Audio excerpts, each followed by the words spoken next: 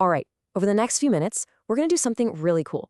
We're going to build a simple toolkit that helps us take a bunch of raw, confusing numbers and find the clear story that's hidden inside.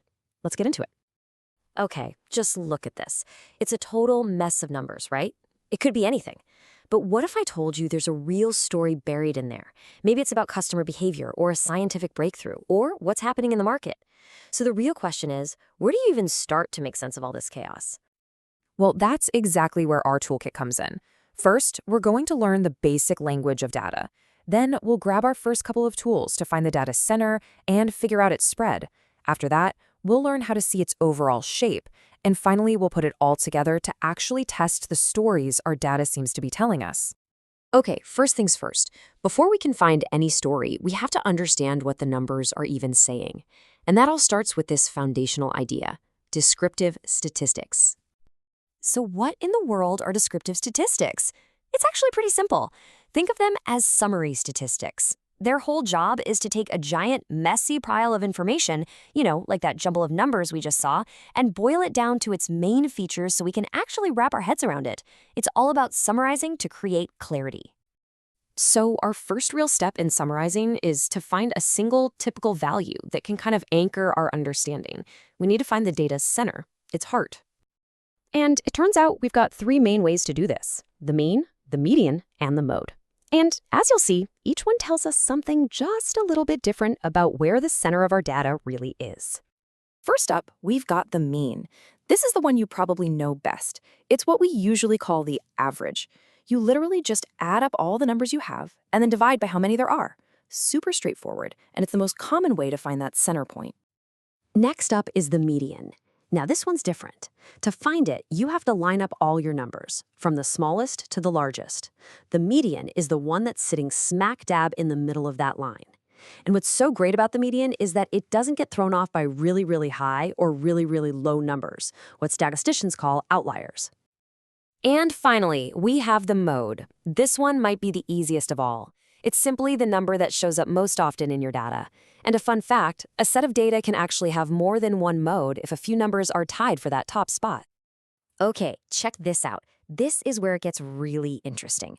For this exact same set of numbers, the mean, the average, is 5.38. But the median, the true middle number, is 6. And the mode, the most popular number, is 7. See that? Three totally different numbers, and they're all telling us something unique about the center of the very same data. So, we found the center. Great. But that's not the whole story, not even close. And to see why, we need to grab the next tool from our kit, one that measures the data spread. This is all about understanding why the average, by itself, can sometimes be pretty misleading. And this slide illustrates the point perfectly. Take a look at these two sets of numbers, vector C and vector D. Would you believe they have the exact same average? Both of them average out to 17.5. But, just look at them. You can tell right away they're telling completely different stories, right? The average is identical, but we're looking at two totally different realities. One set of numbers is all spread out, and the other is packed together tightly. So how do we actually put a number on that difference? How do we measure it? The answer is our next incredible tool, standard deviation. This is a super powerful number that tells us, on average, how far each number in our data is from the mean. In short, it's a direct measure of how spread out, or scattered, everything is. And wow, look at the difference it makes. For vector C, with those widespread numbers, the standard deviation is a whopping 12.5. But for vector D, where the numbers are nice and close, it's just 0.5, a tiny spread. Now with two numbers, the mean and the standard deviation, the story is suddenly crystal clear. Okay, so we can find the center and we can measure the spread. Those two numbers give us a fantastic summary, but they still don't show us the whole picture. For that, we need to zoom out and see the data's overall shape, and that's where distributions come in. A distribution is really just a way of seeing how our data is grouped together. It's like a skyline of our information. Are all the numbers clustered in the middle? Are they piled up on one side? The distribution lets us see that underlying pattern. In the most famous shape of them all is the normal distribution. You've definitely seen this before. It's the classic bell curve.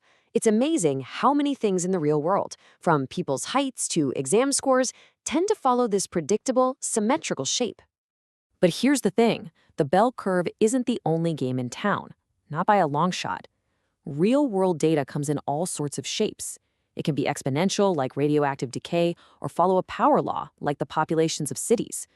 And knowing the shape is absolutely critical, because if you use a tool designed for a bell curve on data that follows a power law, you can get completely wrong answers.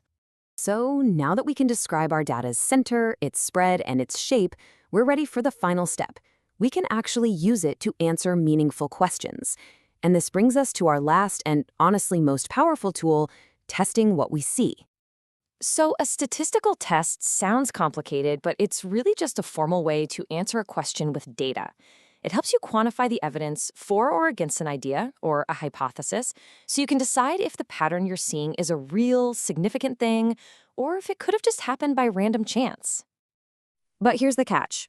To use these powerful tests correctly, our data usually has to meet a few conditions. For a lot of common tests, we need to assume the data is roughly bell-shaped, that each measurement is independent, and that the spreads are consistent. You can think of it like a pilot's pre-flight checklist before we can confidently take off and draw conclusions. And here's the key takeaway. For pretty much any question you can think to ask with data, there's a specific test designed to answer it. Want to know if your group's average is different from the national average? There's a test for that. Want to see if two different marketing campaigns got the same average response? There's a different test for that. It's all about picking the right tool for the job. So, there we have it. We've built our toolkit. We can find the center, measure the spread, see the shape, and test our ideas. We've figured out how to find the story that's hiding in the numbers. But all of this leads to an even more important question. Now that we know how to tell stories with data, how do we spot a misleading one?